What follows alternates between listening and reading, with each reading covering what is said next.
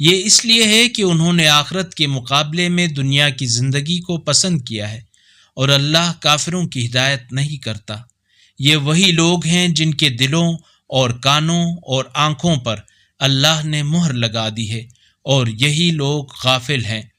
لازماً آخرت میں یہی لوگ خسارے میں رہیں گے۔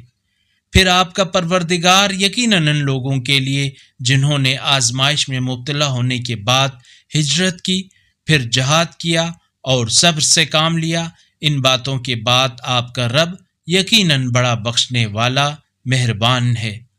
اس دن ہر شخص اپنی صفائی کی حجتیں قائم کرتے ہوئے پیش ہوگا، اور ہر شخص کو اس کے اعمال کا پورا بدلہ دیا جائے گا، اور ان پر ظلم نہیں کیا جائے گا۔ اور اللہ ایسی بستی کی مثال دیتا ہے جو امن و سکون سے تھی، ہر طرف سے اس کا وافر رزق اسے پہنچ رہا تھا۔ پھر اس نے اللہ کی نعمات کی ناشکری شروع کی تو اللہ نے ان کی حرکتوں کی وجہ سے انہیں بھوک اور خوف کا ذائقہ چکھا دیا۔ اگر اس قرآنی کلپ نے آپ کے دل کو چھو لیا ہے تو براہ کرم چینل کو سبسکرائب کر لیجئے اور بیل آئیکن کو دبا دیجئے۔